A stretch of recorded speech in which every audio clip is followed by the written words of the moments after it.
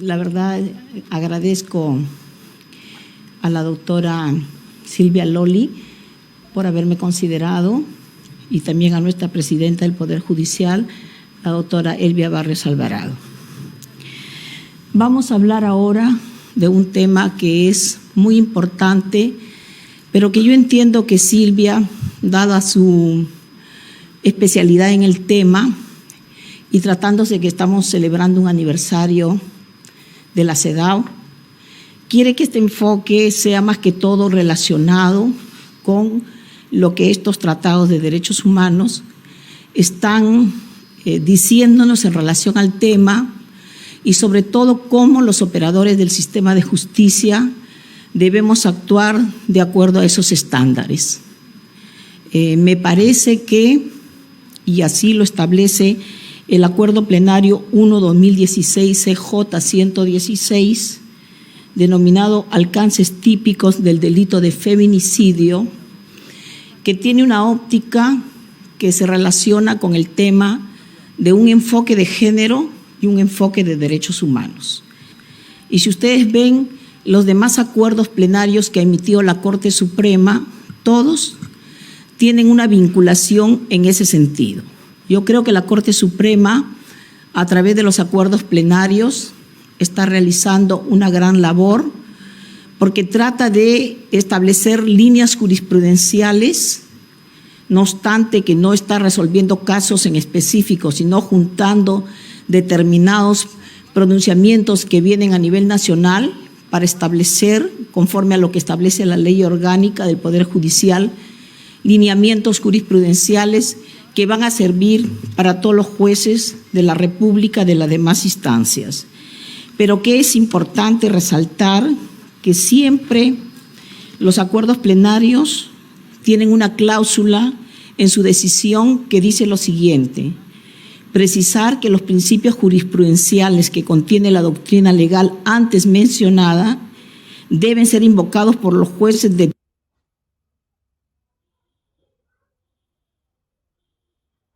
todas las instancias, pero deja una excepción que está prevista en el artículo 22 de la Ley Orgánica, donde dice que se pueden, en aras de consolidar la seguridad jurídica, la gobernanza, en la gestión y la solución de los conflictos jurídicos y el principio de igualdad ante la ley, se podrá apartar un juez o un colegiado. Expresamente las conclusiones de un acuerdo plenario se incorporan de manera debidamente fundamentadas nuevas y distintas apreciaciones jurídicas respecto de las rechazadas o desestimadas por la Corte Suprema. Hasta ahora no hemos encontrado de parte de jueces de las distintas cortes judiciales del país un apartamiento de los alcances del Acuerdo Plenario 1/2016. Y yo creo que eso es saludable. Ahora, si vendrían nuevos planteamientos, en buena hora serán revisados y de repente motivan un nuevo acuerdo plenario por parte de los jueces penales de la Corte Suprema. Bien, entonces, dicho esto, no pasa. ¿Cómo es? Ah, ya. Sí. A ver. Esta. A ver. No pasa.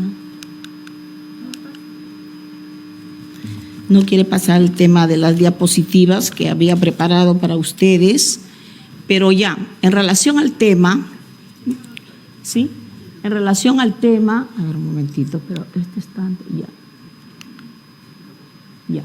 En relación al tema, creo que a estas alturas del siglo XXI no puede haber policías, jueces, fiscales, abogados, que para conocer este tema de la violencia contra la mujer y las distintas figuras que en materia penal abordan el tema, entre ellas el feminicidio, que es la expresión más violenta de la violencia, puede dejar de conocer los tratados específicos de derechos de las mujeres.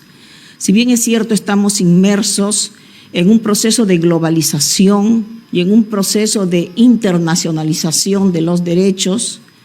Y nosotros, he escuchado a Yulisa Mantilla hace un momento, podemos ser objeto de denuncias o de quejas o peticiones, como se le llame, ante el sistema interamericano, específicamente ante la Comisión y eventualmente ante la Corte, y ser el Estado peruano objeto de una sentencia, que de paso tenemos varias, en materia de lo que es derechos de las mujeres, necesariamente, y el motivo que nos convoca ahora es el primero, la Convención sobre la Eliminación de todas las formas de discriminación de la mujer, conocida por sus siglas en inglés CEDAW, que seguramente ya lo han escuchado a lo largo de estas exposiciones, pero también considerar que esta convención, y ya seguramente les habrán mencionado, en su texto original no menciona la palabra género. Tampoco menciona un tema que tenga que ver con el feminicidio, sino que es en el ámbito interamericano, con la Convención para prevenir, sancionar y erradicar la violencia contra la mujer, conocida como Convención de Belém do Pará, es donde ya se va a hacer una referencia expresa a la violencia, y a la violencia que tiene su máxima expresión en la muerte de una mujer por su condición de tal. Y respecto de estos dos tratados importantes y que nosotros también debemos conocer, no obstante que no forman parte del sistema universal ni del sistema interamericano, sino del sistema europeo, pero bueno, al ser europeo también es universal, disculpen, pero nosotros no estamos adscritos a ese sistema.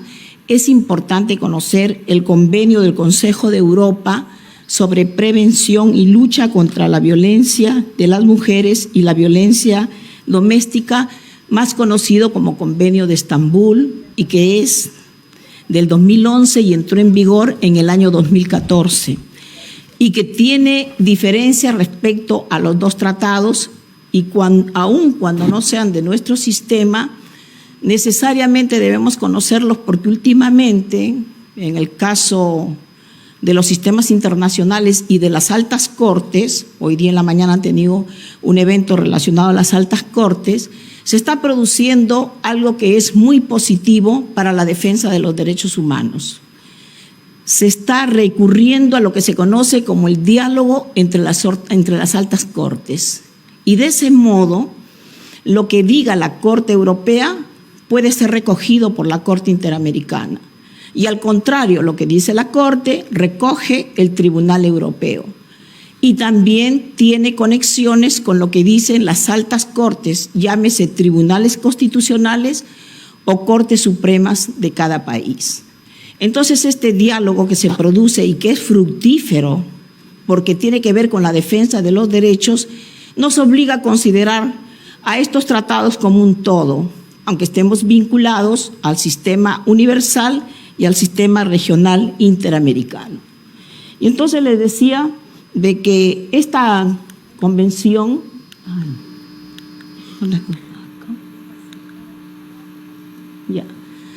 la convención o la CEDAW, vamos a decir, tiene que ver con nuestro tema, porque va a ser una distinción entre sexo y género.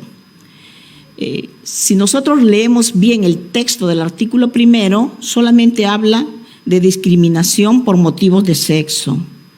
Pero ha sido el comité de la CEDAW la que ha llevado a cabo las interpretaciones conjuntas de las disposiciones para llegar a la conclusión de que la discriminación también se entiende por motivos de género.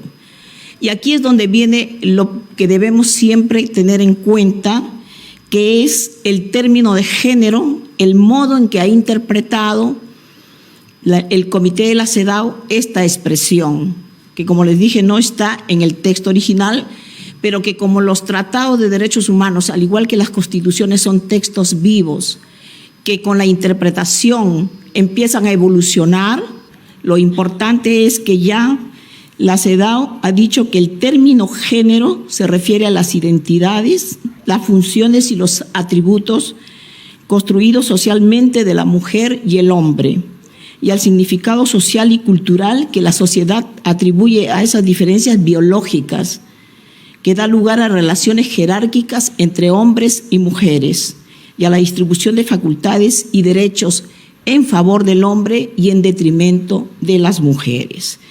Entonces, ya no solamente el Comité de la CEDAW, sino a partir de esas interpretaciones, ha ido una línea jurisprudencial evolutiva que yo entiendo que ya no tiene marcha atrás, para dar a comprender de que situaciones de violencia contra la mujer tan graves como el feminicidio, como las violaciones sexuales, los acosos sexuales, la trata de personas, etcétera, vienen a constituir expresiones de violencia de género porque se tiene en cuenta de que este sujeto pasivo es una mujer.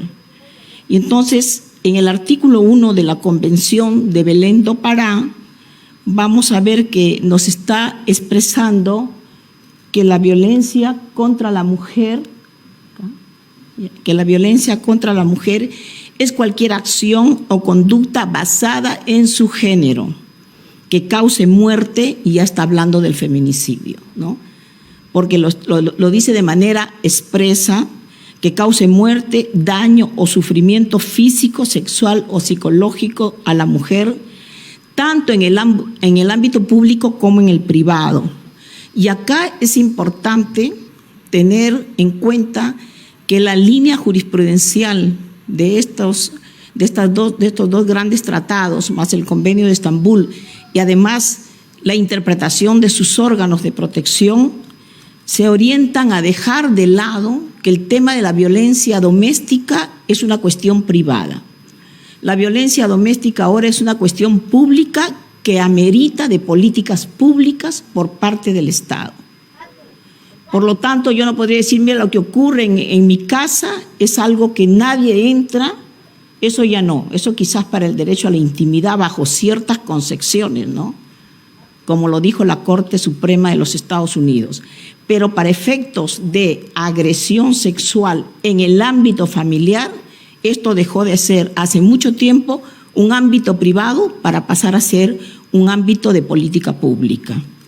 Y también es importante entender que en esta Convención de Belém do Pará, y también lo ha dicho la CEDAW, la violencia de género constituye una forma de discriminación.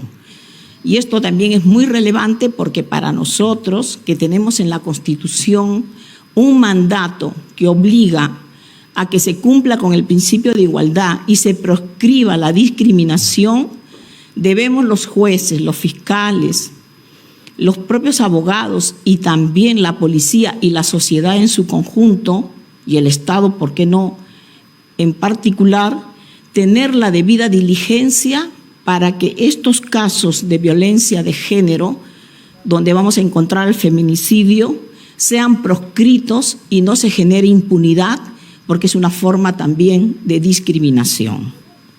Bien, entonces ya yo les pido que vean este manual, ONU Mujeres, preguntas frecuentes, tipos de violencia contra las mujeres y las niñas. Ha establecido que la violencia de género está referida principalmente a las diferencias estructurales de poder.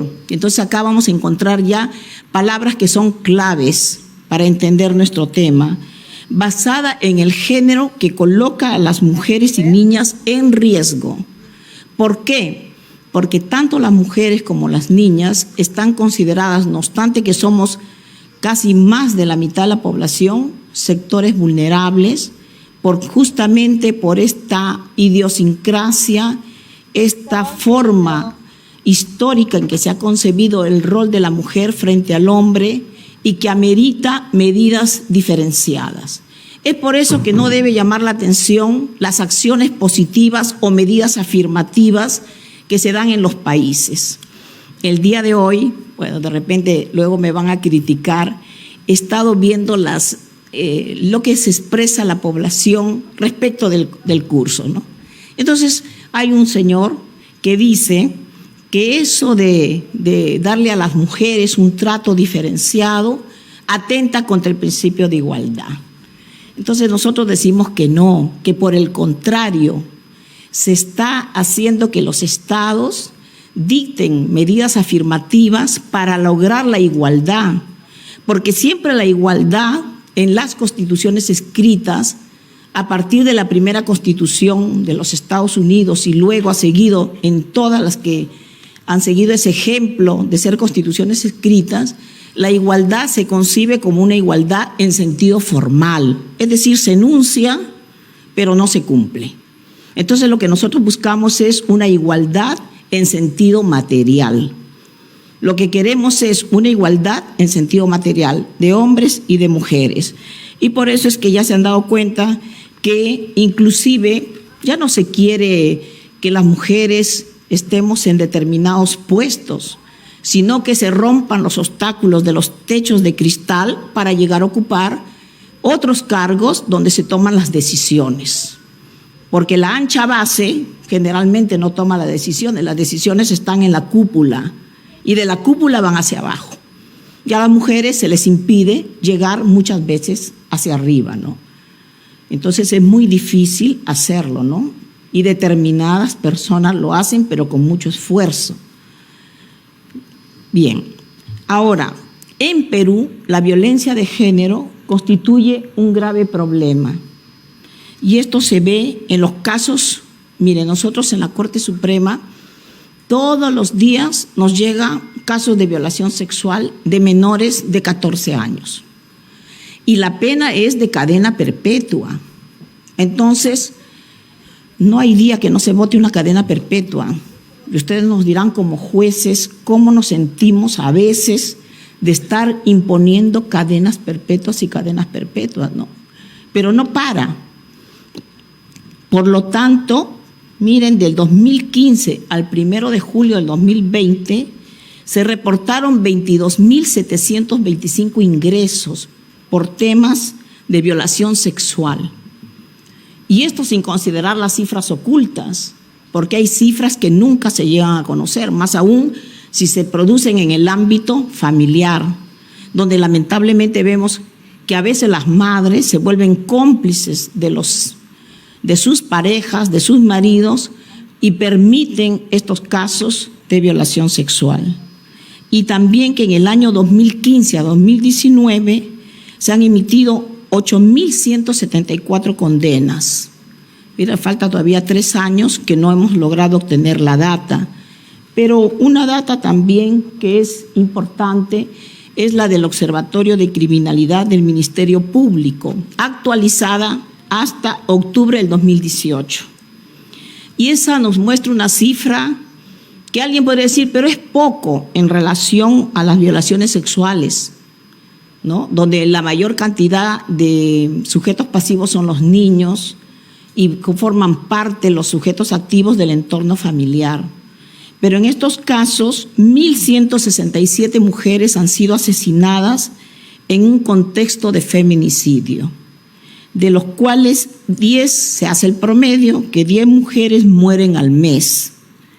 Y solo el 4.6% de los agresores fueron personas desconocidas, con lo cual vamos a llegar a la conclusión de que el feminicidio íntimo, aquel que se produce con la persona que conoces, que has mantenido relaciones como pareja, como enamorado, es el que mayor porcentaje tiene en nuestro país.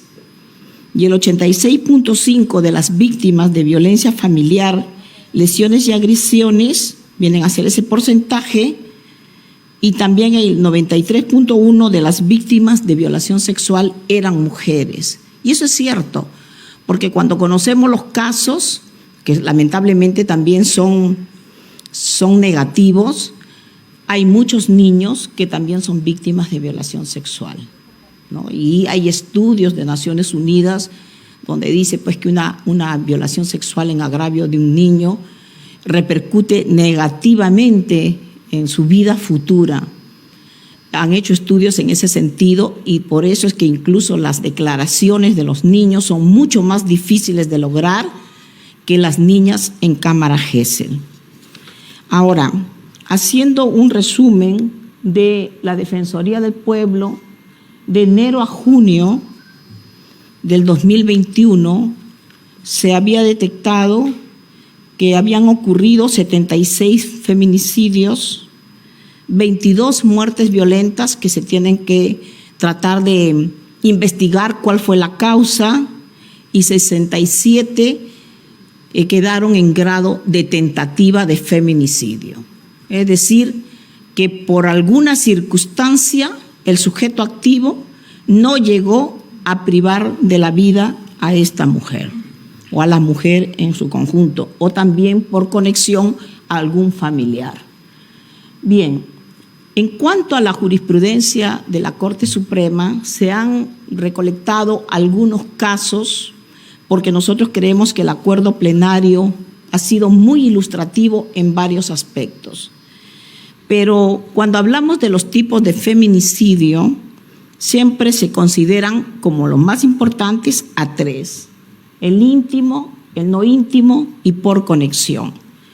De acuerdo a las estadísticas, el feminicidio íntimo es el que mayor porcentaje registra, ya lo hemos visto, porque la víctima tiene o tenía una relación íntima, familiar, de convivencia o afín, actual o pasada, con el homicida. Generalmente son relaciones de convivencia, a veces de esposos o simplemente de enamorados.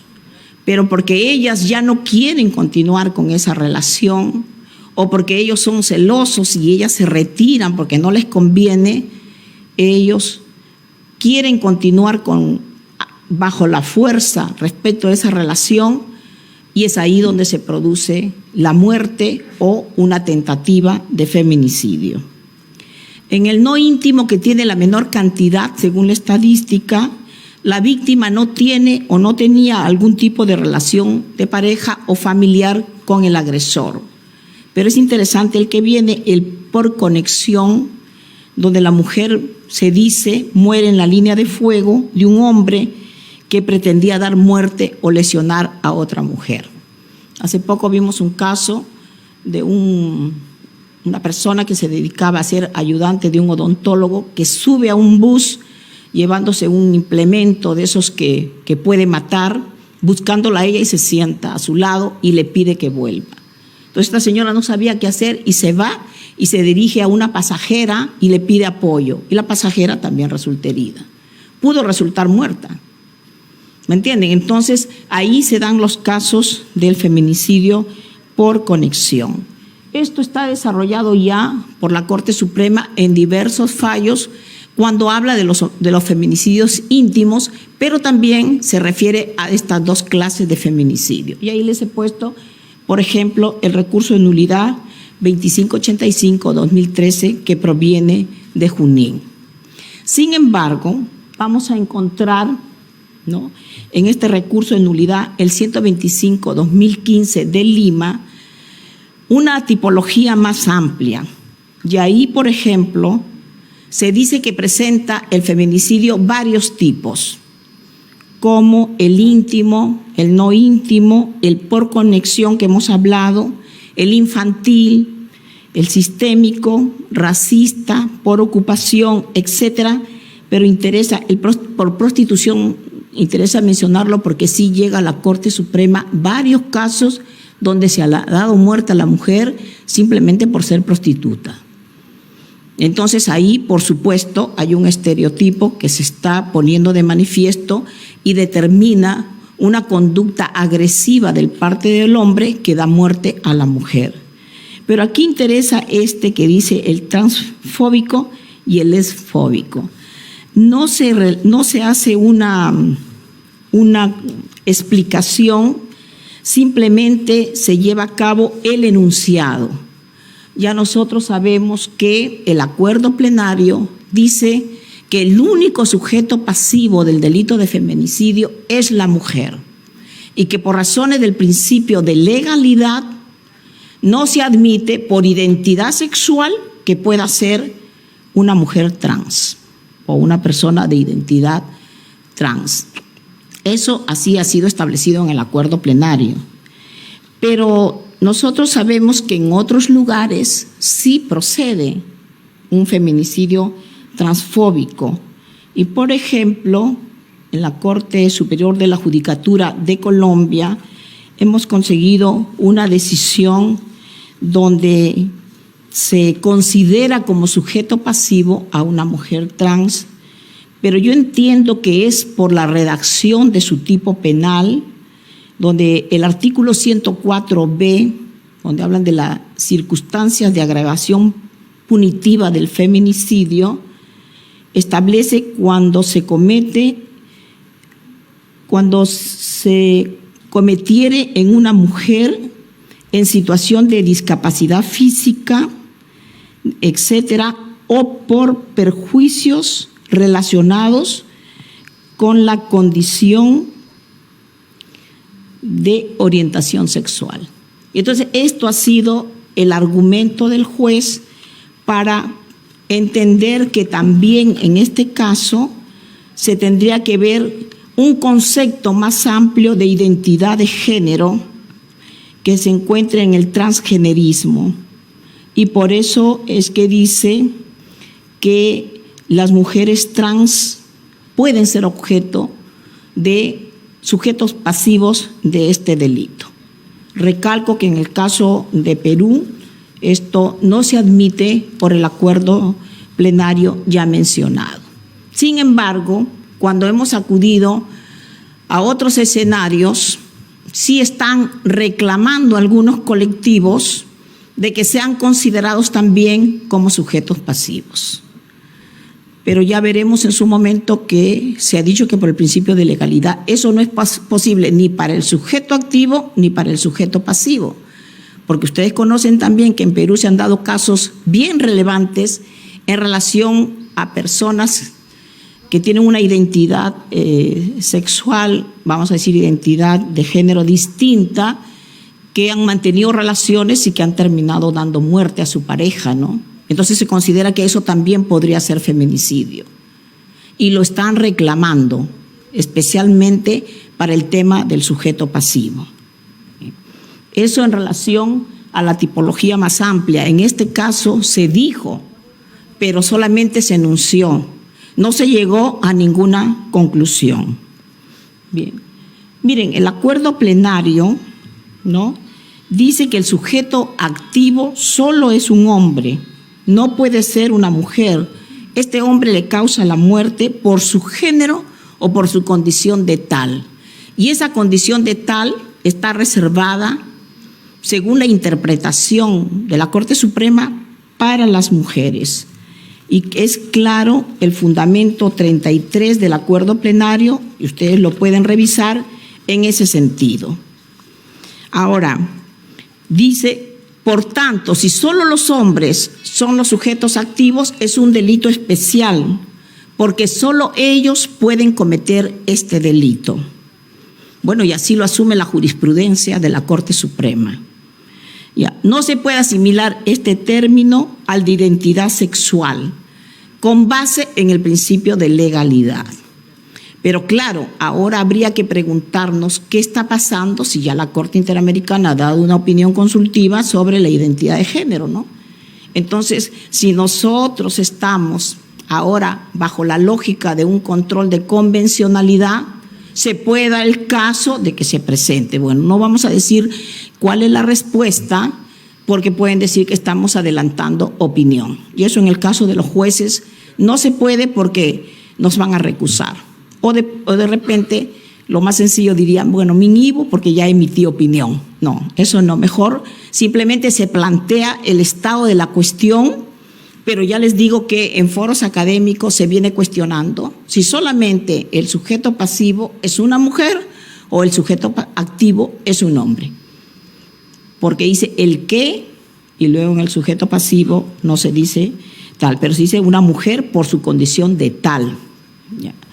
Ahora, en el sujeto pasivo también reitera que solo la mujer es la titular del bien jurídico del delito de feminicidio y que igualmente por el principio de legalidad no se puede identificar, ¿no?, con lo que se ha conocido como la identidad sexual o un tema de opción sexual.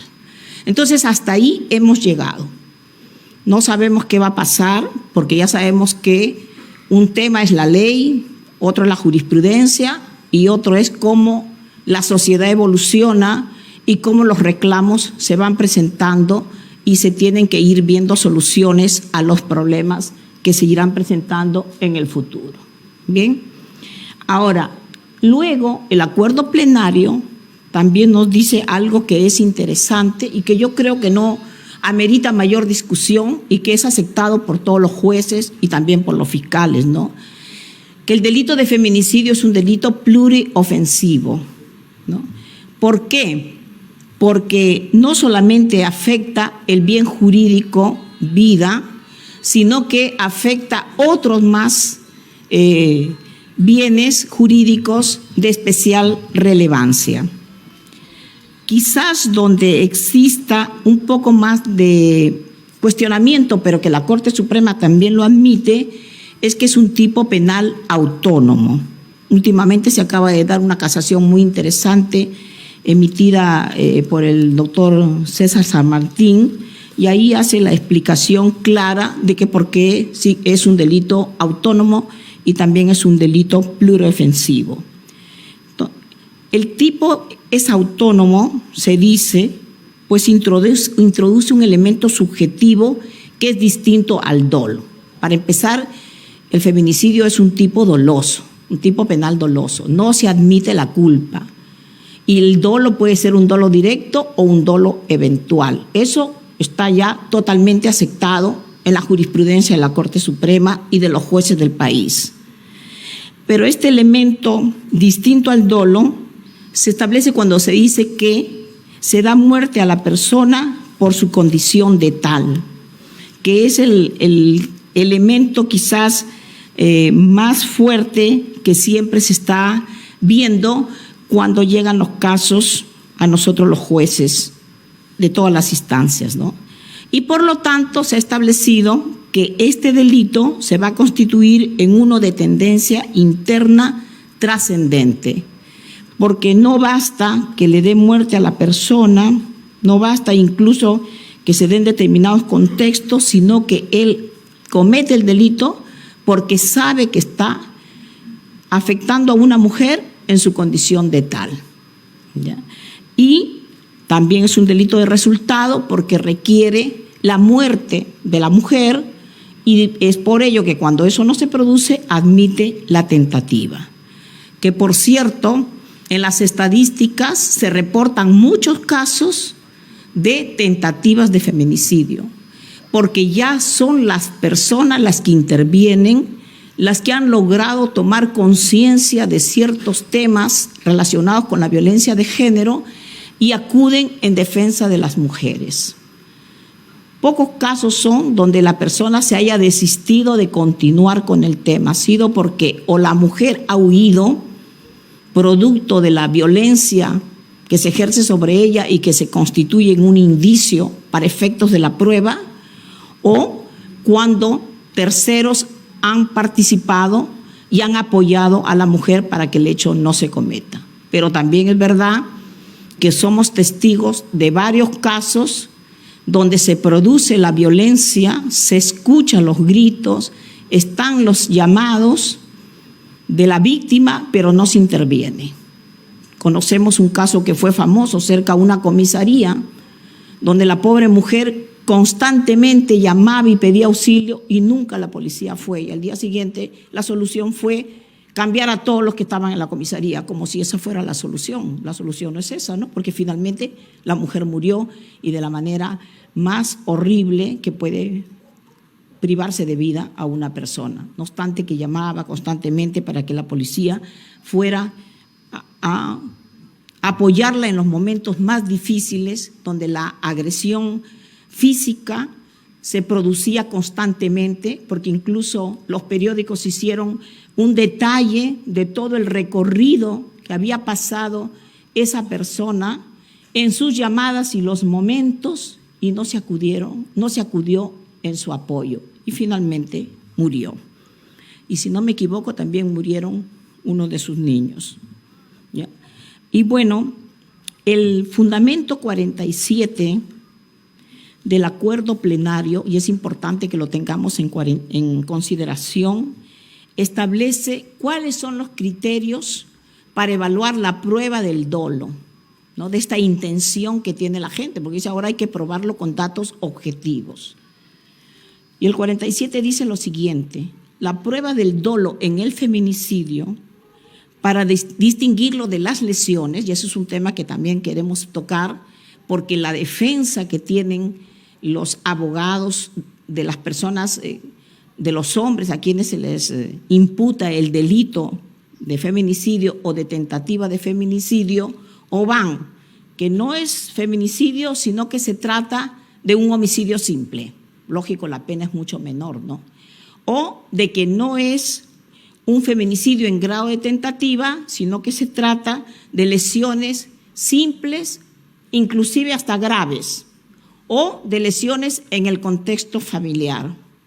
Y entonces estamos viendo muchos casos donde se produce la desvinculación procesal, que es una figura que existe en el Código que permite que si se trata de que si los hechos son inmutables, se garantice el derecho de defensa y están dentro de un rubro de bien jurídico protegido, se puede hacer la desvinculación.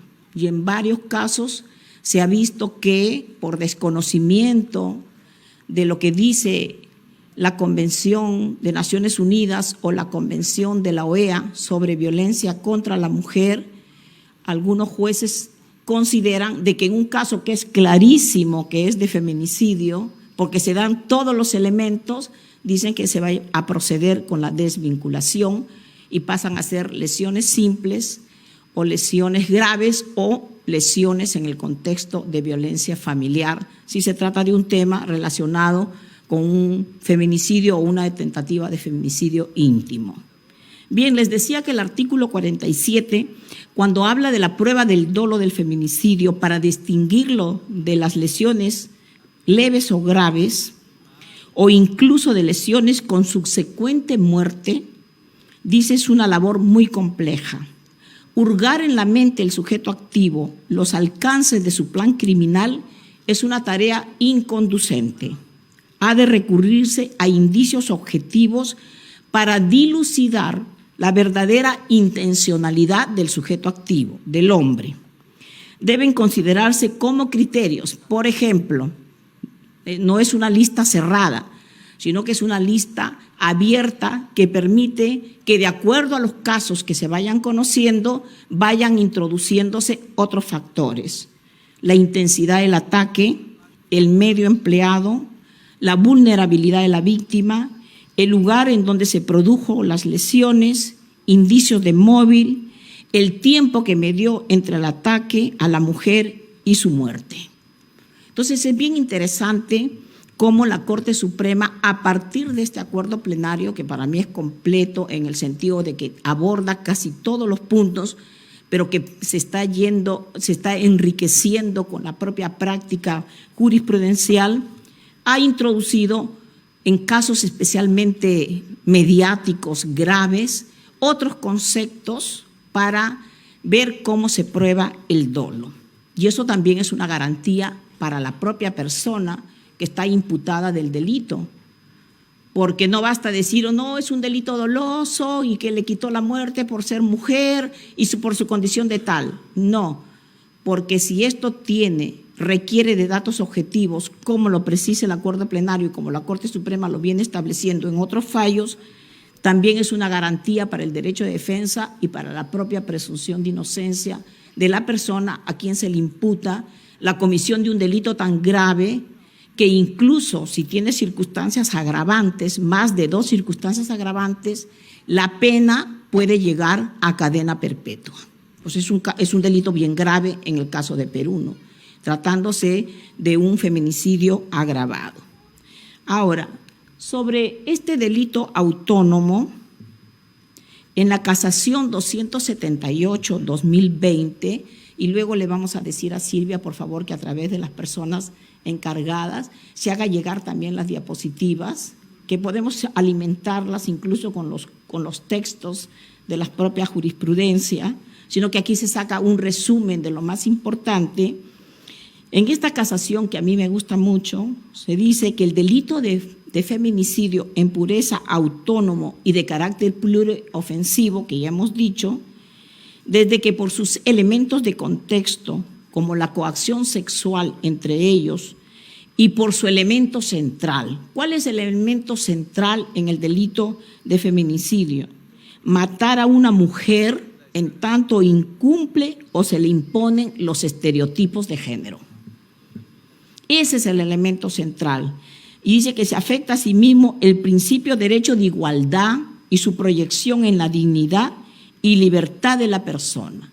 Entonces, este delito pluriofensivo, que en un inicio era el tema de la vida y la dignidad, cada día lo van enriqueciendo más en el sentido de que incluso afecta, y a mí me parece de manera correcta, el principio de derecho a la igualdad y la proyección a la dignidad, la integridad, la libertad de la persona a su propia autodeterminación. Porque la mujer quiere mantener relaciones sexuales con quien quiera, no que se las impongan. Entonces tenemos que ir ya cambiando esas formas de pensar que a las alturas del siglo XXI creo que ya están de más, ¿no? Y no serían buenas que se sigan reproduciendo en una sociedad, porque finalmente los que más van a sufrir las consecuencias, aparte de las propias víctimas, es el entorno familiar y hasta sus propios amigos y amigas de estas personas. Miren, en cuanto al delito pluriofensivo, también se dice que respecto a los bienes jurídicos, acá también hablan de la igualdad, y me gusta mucho porque dicen igualdad material. O sea, ya no hablan de la igualdad formal, porque ese es un enunciado que sabemos nosotros que está en todas las leyes y en las constituciones, ¿no? Sino que lo que importa es esta igualdad material. ¿Ya? Dice que hay nociones que constituyen un obstáculo para el pleno goce de los derechos y las libertades de las mujeres en igualdad de condiciones. Y esta casación, la 851, nuevamente va a decir que va a proteger la igualdad material y la vida, y ampliando la interpretación del 01-2016, va a proscribir los estereotipos de género. Y entonces seguramente que acá han hablado mucho de los estereotipos de género, porque justamente es del Comité de la CEDAW, ¿no? y de la propia Comisión Interamericana que vienen las interpretaciones para lograr darle contenido a toda esta violencia contra la mujer. Entonces se dice que los estereotipos de género constituyen una expresión de la discriminación y es deber de los estados eliminar estas formas de discriminación. Claro, el problema está en que muchas veces se dan las leyes, pero también las leyes no se cumplen. Nosotros tenemos la ley de oportunidad, ¿no? La ley de oportunidad, de la igualdad para las mujeres y para los hombres, pero muchas veces pensamos que son enunciados que no se concretizan, que no aterrizan. Para Rebecca Cook y Simone Cusack es un término general que se refiere a un grupo estructurado de creencias sobre los atributos personales de mujeres y hombres. Y aquí quiero decirles que en diversas resoluciones y casaciones de la Corte Suprema, tomando del libro de la profesora muy conocida y muy querida por muchos de nosotros, Ingrid Díaz, de la Pontificia Universidad Católica del Perú, que lo escribe con 2 personas más, ellas tienen un listado de estereotipos de géneros. Y estos estereotipos de género que han sido reiterados en diversas resoluciones y en casaciones, me parecen interesante ponerles en consideración, porque incluso en el examen de la Junta Nacional de Justicia preguntan, diga 4 ejemplos de estereotipo de género, ¿no? Y entonces, claro, a uno le da risa, ¿no? A estas alturas del partido, bueno, ya estará en la decisión, pero creo que está bien que lo pregunten, pero no como examen, ¿no? Sino como un tema que signifique ver cuál es el conocimiento que tiene un candidato a juez de la Corte Suprema sobre temas que son cruciales. ¿Y por qué le digo cruciales? porque en el caso peruano, 3 son los graves problemas que enfrenta el sistema de impartición de justicia. En primer lugar, la inseguridad ciudadana, porque robos y hurtos vemos a diario y las penas altísimas, muchas llegan a cadena perpetua también.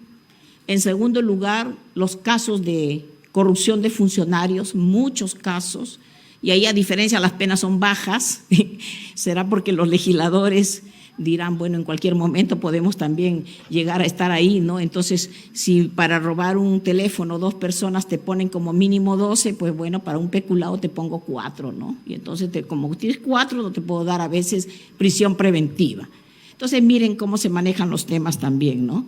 Claro, no pedimos penas tan altas para todos, pero al menos penas razonables de acuerdo al hecho, ¿no? Yo no voy a comparar un robo de un celular por parte de los sujetos, salvo pues que medie una violencia fuerte, ¿no?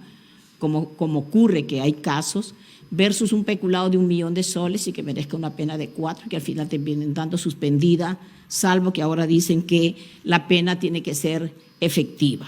Pero no sé hasta qué punto eso se viene cumpliendo o no se viene cumpliendo. Y el otro punto es la violencia contra la mujer.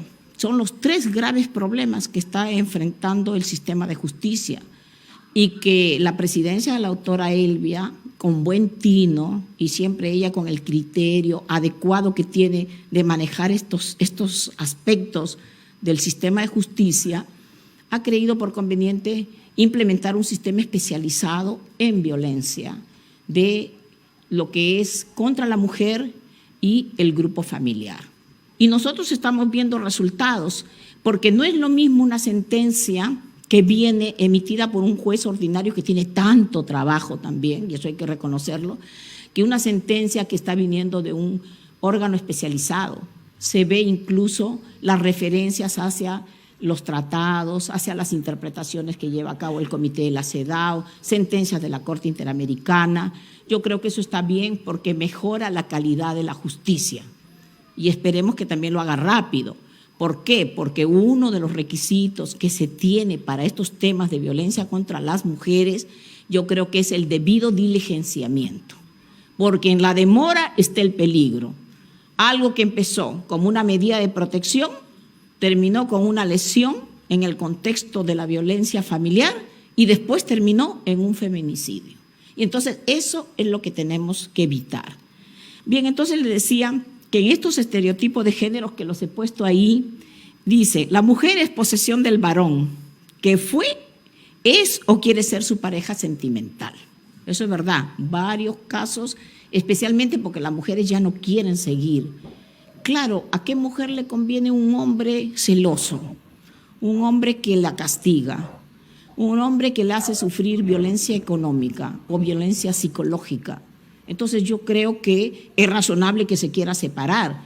Pero claro, como él siente que es su posesión, que es su objeto, no se puede separar de él si es que él no da su consentimiento cuando encuentra a otra persona para que le haga compañía, y eso no está bien. La mujer es encargada prioritariamente del cuidado de los hijos y las labores del hogar. La mujer es objeto para el placer sexual del varón. No puede rechazar un acto de acoso o de hostigamiento sexual. Bueno, eso ya menos mal que también está cambiando, ¿no? La mujer debe ser recatada en su sexualidad. Acuérdense ustedes del famoso tema de que por qué te fuiste a la reunión de tus amigos llevándote una truza con tus bobitos rojos, ¿no? O sea que ya uno no puede poner ni una truza como quiera, ¿no? Por último, si quiere no se pone, ¿no? Es un problema de ella, ¿no? Es que las cosas lamentablemente están mal.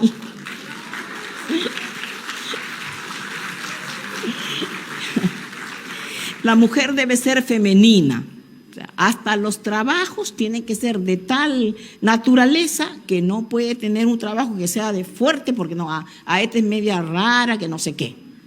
La mujer debe ser sumisa y no puede cuestionar al varón. Hemos visto un caso bien interesante de una chica que le llama la atención al enamorado porque recibe un mensaje de WhatsApp de parte de otra persona. Y empieza una discusión por eso, ¿no?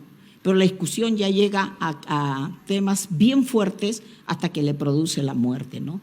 Entonces, él no acepta una situación de ese tipo. La mujer no puede reclamar, tiene que estar callada, tiene que aceptar lo que le diga su pareja. Bien, ahora, este delito, esto de los estereotipos, por supuesto que hay más estereotipos, porque hay autores que hablan de otros. Yo les digo que nosotros en la jurisprudencia hemos encontrado como 4 que se refieren a estos estereotipos de género. Ya. Y en los contextos, ya saben ustedes que además se pide que sea cometido el hecho, la muerte de la mujer en su condición de tal, bajo determinados contextos. Y está el contexto de violencia familiar, donde ahí definitivamente nos va a servir, aparte de nuestra ley, que es la ley interna, la 30.364, nos va a servir mucho la recomendación general de la CEDAW, la número 22 y la número 35, que actualiza la 22. Y entonces nosotros los jueces, los fiscales, los policías tenemos que leer las recomendaciones generales del comité de la CEDAW, porque ahí no solamente hablan de violencia de género para efectos del feminicidio, sino abordan diversos aspectos que tienen conexión con estos temas. Y aparte de esas recomendaciones y también de los informes que lleva a cabo la Comisión Interamericana, que también tiene una labor importante en este tema, este contexto de violencia familiar a través de la ley 30.364 va a establecer 6 enfoques, que ahora escuché también a la ponente que me precedió, donde hablaba del enfoque de género y el enfoque de derechos humanos, que son fundamentales en la impartición de justicia. Pero esta ley, que es una ley moderna, la 30.364, y que luego su reglamento ha sido cambiado para ser mejorado, establece que nosotros, los jueces, y entiendo yo que las demás entidades públicas que se relacionen con estos temas, tendrán que ponderar para aplicar los enfoques, el enfoque de género, de integralidad, de interculturalidad, muy importante en el caso nuestro, ¿no? Donde tenemos tantas etnias y además la propia Constitución reconoce el derecho consuetudinario, el enfoque de derechos humanos, el enfoque de interseccionalidad, que eso nos falta trabajar. Yo me he dado cuenta que ahí tenemos un déficit en la jurisprudencia, porque muchas de las mujeres víctimas de feminicidio o sus hijos víctimas de violación sexual se encuentran en una discriminación estructural donde se interseccionan diversos factores como la pobreza, como el origen, como el propio idioma, etcétera, que dificultan también un acceso a la justicia en condiciones de igualdad. También el enfoque generacional, que incluso constituye una circunstancia agravante si el sujeto pasivo de la acción es una persona menor de edad o mayor de edad.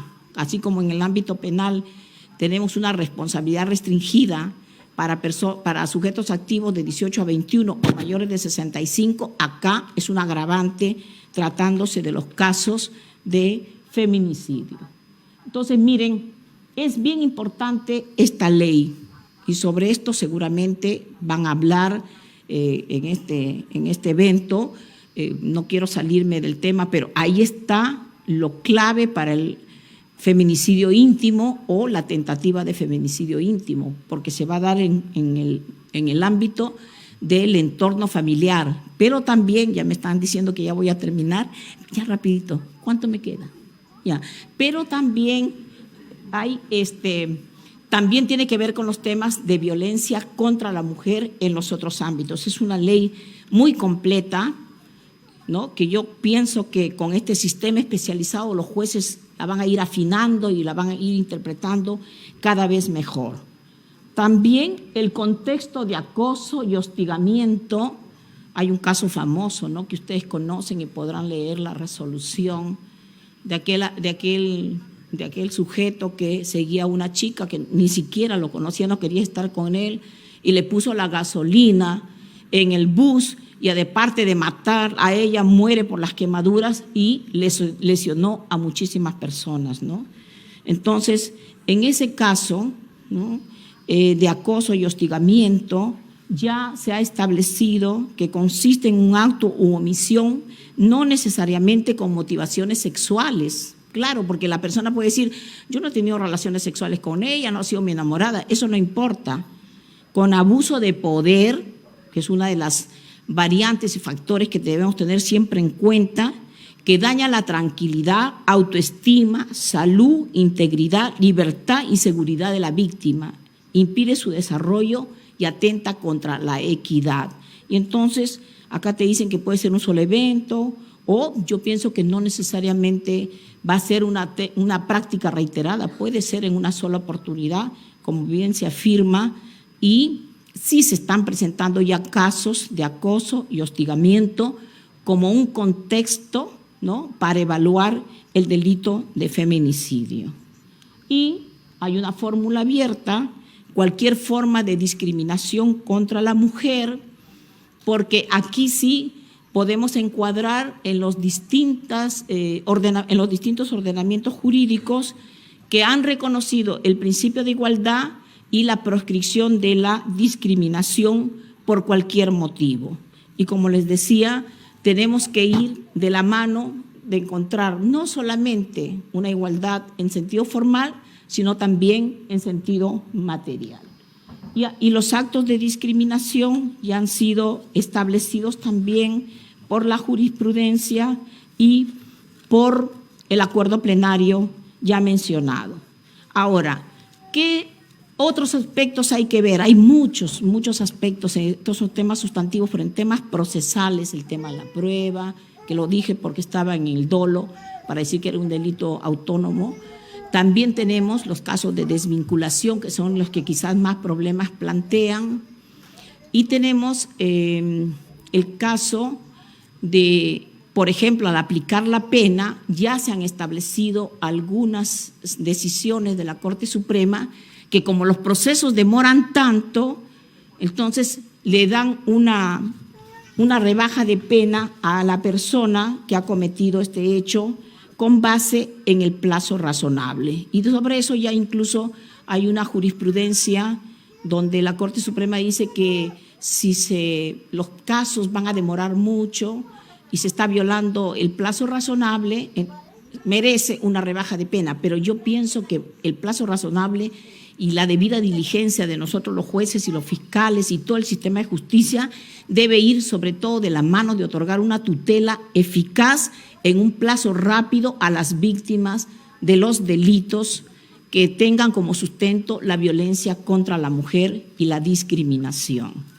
Bien, hay varios puntos para seguir hablando.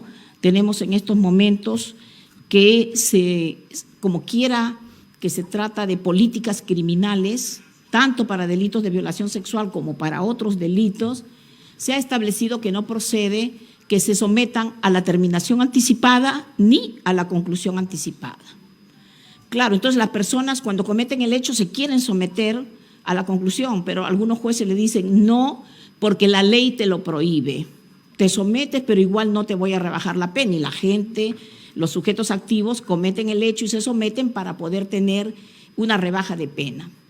Ya la Sala Constitucional y Social de la Corte Suprema ha interpretado la Ley 30.838, que se refiere a violación sexual.